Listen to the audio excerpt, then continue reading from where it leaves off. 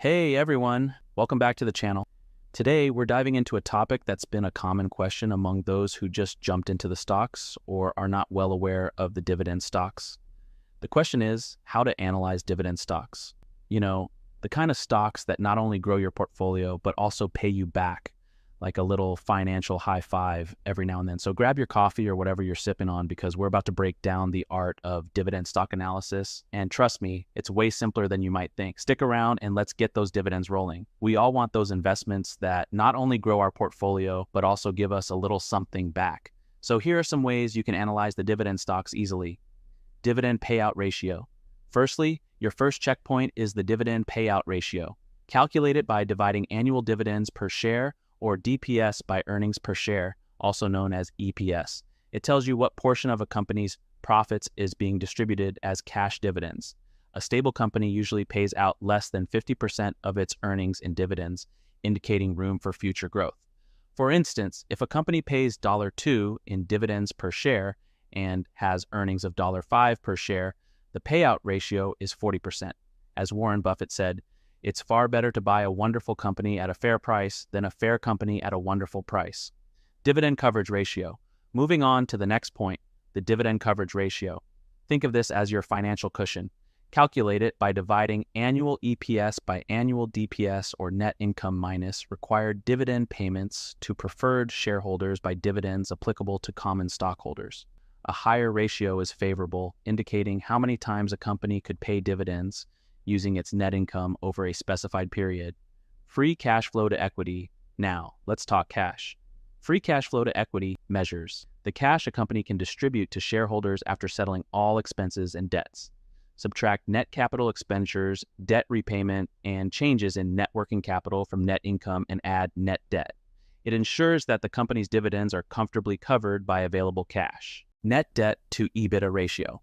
And speaking of debt, the net debt to EBITDA ratio explores a company's leverage and its ability to manage debt. Calculate it by dividing a company's total liability, less cash and cash equivalents, by its EBITDA. A lower ratio is attractive, suggesting the company is handling its debt well. If the ratio is high and increasing, it could signal future dividend cuts. Year-over-year revenue and earnings growth. Let's zoom out for a moment. Look at a company's growth over the years to gauge the stability of its dividends. Companies with consistent revenue and annual earnings growth of over 10% usually have the strength to support dividends. If growth is decelerating, it might be a warning sign. For instance, if a company had 20% year-over-year earnings growth 3 years ago, but only reports 5% growth now, its dividends might be at risk. Remember what Warren Buffett said, "Our favorite holding period is forever."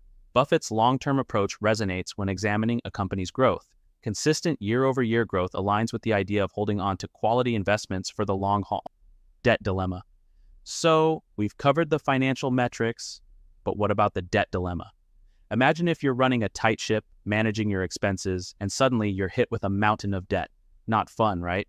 Well, companies feel the same way. When a company is drowning in debt, it's like having a giant financial anchor, pulling down any hopes of generous dividend payments. So, how do you avoid this debt drama? Enter the debt-to-equity ratio. It's like checking a company's financial fitness level. If that ratio is partying north of 2.00, it's time to gracefully exit the dance floor. Why? Because a high debt-to-equity ratio means the company is juggling too much debt, and that's not a good sign for those steady dividend checks you're looking for. Know the company. And knowing the ins and outs of the company you're investing in is like having a detailed map before embarking on a journey. Take a stroll through the company's operations, understand how they process, what products or services they offer, and most importantly, how they earn their keep.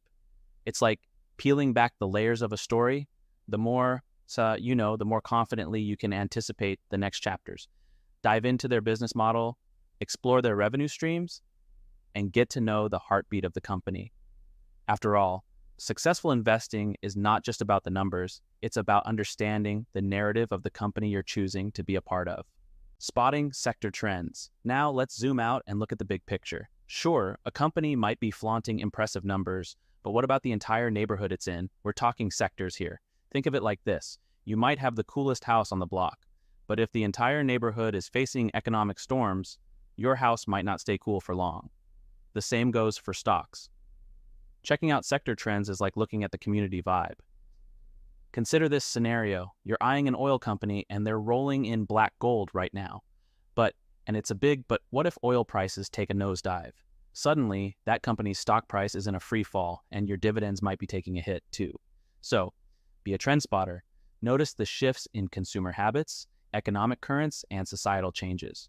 For instance, the aging baby boomer population, that's a steady dividend drumbeat for healthcare services. Conversely, the soft drink industry might be in for a makeover as people swap their sodas for healthier sips. It's like predicting the weather. You want to know if it will be sunny or if you need an umbrella. Remember, it's not just about the company, it's about the company's neighborhood too. So keep an eye on those sector trends and you'll be making investment moves with the finesse of a seasoned trendsetter. Some red flags. Let's navigate the seas of dividend stocks with a keen eye for potential red flags. Think of it as putting on your detective hat and scouting for any signs that might hint at trouble. Flag number 1, earnings expectation. Misses. Imagine you're expecting a package and it keeps getting delayed. Annoying, right? Well, the same goes for companies consistently missing their earnings expectations. If a company repeatedly falls short of what it promised, it's like a flickering caution light.